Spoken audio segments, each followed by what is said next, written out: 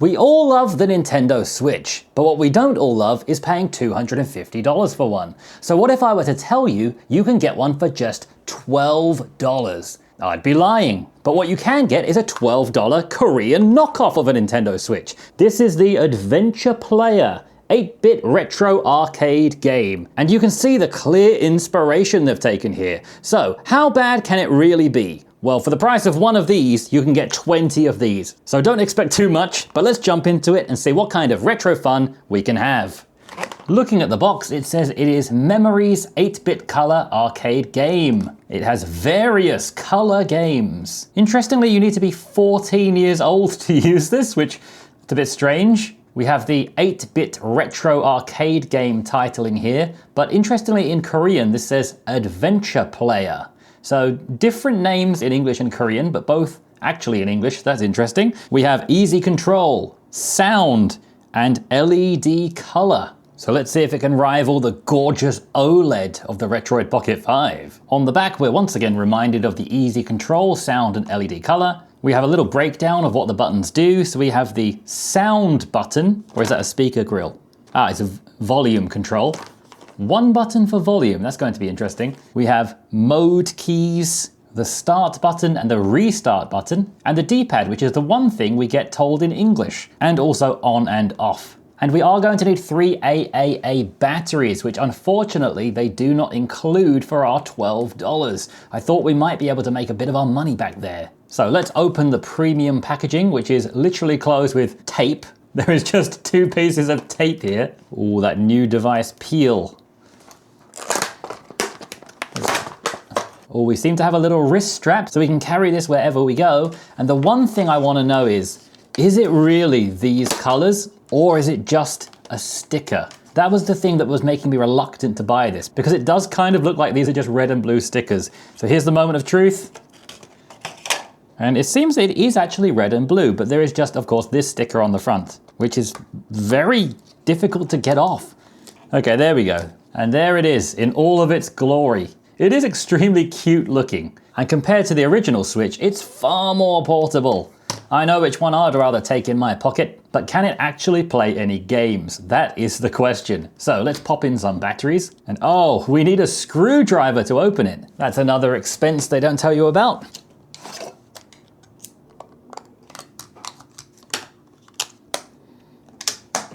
The 3 batteries are in, and we're ready to go. So let's slide on that on and off switch. And here we are. Oh, I hear the sound. Oh, it does have a nice color screen. Oh, that's actually pretty nice looking. Let's see if we can turn up the volume with that one volume button. Let's see how many levels of volume we have. We have 1, 2, 2, 3, including mute. So let's turn that up. I'll try and get you a closer look here. Here we are. We have Bolt Action, Abscondee, everyone's favorite game, Golden Bird, Memory Test, Garden War, Pinball, Apple Chess, Snowball. And that's going to be it for the 8 games we have. I'm actually going to turn that down a little bit. It's surprisingly loud. So let's jump into our first game, Bolt Action. Start. Oh, we have something. Well, it's working. I seem to be flying down a stream with random boats around that don't have any purpose, shooting at bubbles. All I can say right away is this is actually better than I expected it to be. It's a functioning game with pretty decent sound. The buttons are working. I can actually move up, down, left, and right. I can shoot. What does B do? B and A do exactly the same thing. Bolt Action works. Let's try out game number 2. And how would I do that? Maybe reset? Oh, it's so simple.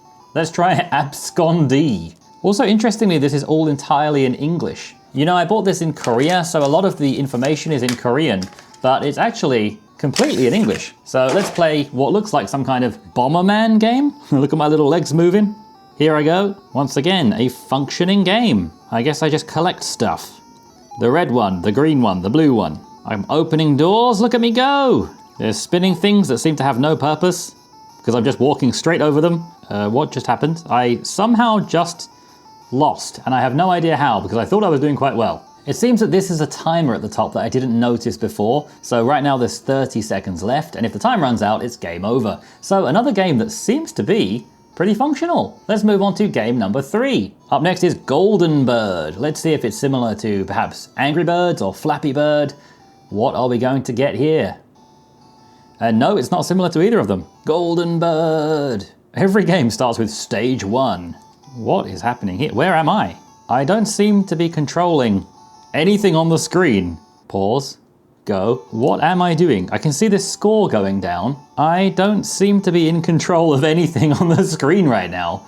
Golden Bird leaves a little to be desired because I don't seem to be controlling anything. If you can see what I'm controlling, let me know in the comments because I certainly can't. Let's move on to number 4, one that I think I will excel in, the memory test. Feel free to play along at home too. Here we go, King, Queen, Ace, let's go. Oh my gosh, that is tiny. Some kind of little blue leaf. Oh, no way. I'm going to zoom into this and I hope you can see this. I have a tiny little cursor. It's like I'm playing a computer game. It's like we're emulating Windows on this thing. So it's one of those classic memory games where you flip over cards and you have to memorize their position so that you can flip over 2 and match them. I do this with my students sometime at work. So here's a little house. And, oh, that was also a house that I couldn't see under the cursor. So I just got some points. Go me! And as I go through this, one thing that's striking me is it's very responsive. There is no lag whatsoever, which, I mean, obviously we're not really pushing the boundaries here. This is not Crysis or modded Skyrim. This is a tiny little matching game, but it's so fluid. Oh, game over, I ran out of time. They're really harsh with time limits on this thing. Let's go try another game. So let's now move on to the second page of games. Game number 5, Garden War. We only have one option, which is to start. Again, stage 1. Very common theme of this. What is happening? It's like Space Invaders, but we're shooting bugs in the garden. What are we exactly? You're going to see some B-roll in this video of me using my zoom lens to really zoom into the screen and give you a nice close-up. So you're actually going to be able to see the screen better than I can with my eyes. I'm just looking at this and it looks like I'm playing some kind of weird robot. But why is a weird robot amongst a load of tulips and shooting bugs? It's a very peculiar game. But yet again, it's working fine. I mean, the responsiveness of the D-pad is a little bit slow. I move a direction and then it happens what seems like a second later.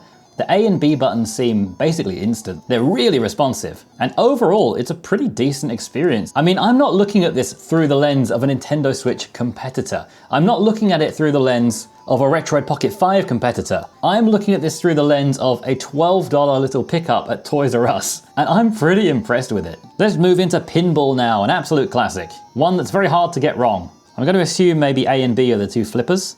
That would make the most sense. No, apparently they're both the right flipper. So how would I use the left one? So apparently the whole D-pad is the left flipper. So it seems that all of the buttons on the left are the left flipper and all of the buttons on the right are the right flipper, which I think is an interesting choice. I would have maybe just gone for the fact that the device has 2 buttons, to those being left and right, but you know, to each their own. And it definitely does function. I feel it could do with a bit of music.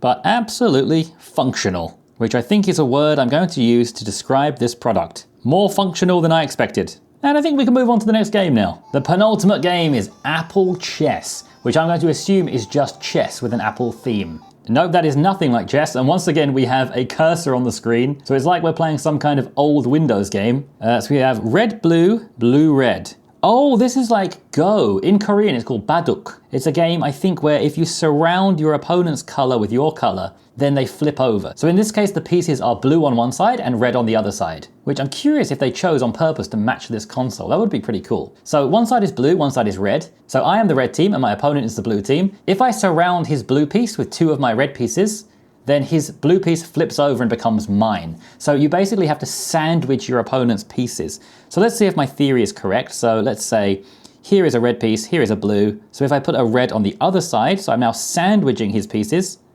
like this, his piece will flip over and become mine. So you carry on like that, and I think as it goes, you can get some really nice big chains off, where you end up flipping tons of your opponent's pieces over. This is a really popular game in Korea. They have dedicated TV channels to it, and it's like chess, where you're just watching 2 people think for like 20 minutes, and then playing one piece and then thinking for 20 minutes. Personally, I don't think I have the patience to ever be into that, but some people are really into it, so I can see this one being a popular one in Korea. So that is Apple Chess. Let's now move on to the final game we have in our little Nintendo Switch, which is Snowball. We have a nice cute little snowman character. Oh, I immediately have nostalgia. I used to play a game like this on the PC 20 years ago. I think you have to put the snowballs in the holes, like this.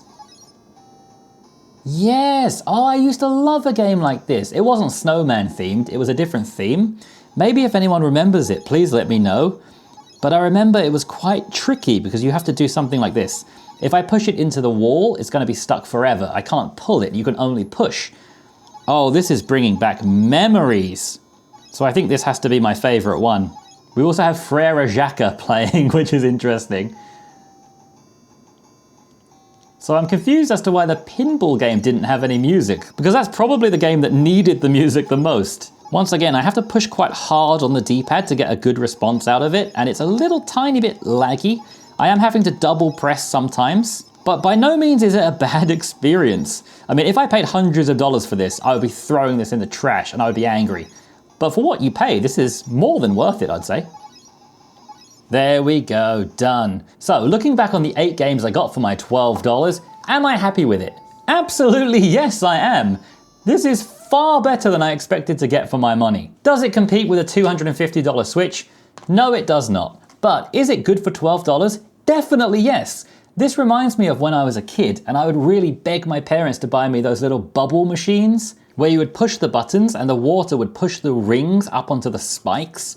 That's what I'm comparing this to. And I was just thinking, would I rather have one of those little bubble machines? Or would I rather have this with a color screen, sound, and 8 games to play? I would definitely rather have this. I would have been overjoyed with this as a kid. So while obviously it doesn't compare to a $250 Switch, I think this has its place and has its market. So I'm pleasantly surprised with this, and I also think it's just really cute. So I'm going to display this up on my shelf with my other gaming devices, and this has encouraged me to go find some more little hidden gems like this. So look forward to more interesting little Korean game devices on the channel soon. Thank you for watching this one. I hope it was fun. If it was, please give me a like and subscribe if you didn't already, and I'll see you again tomorrow for another gaming video.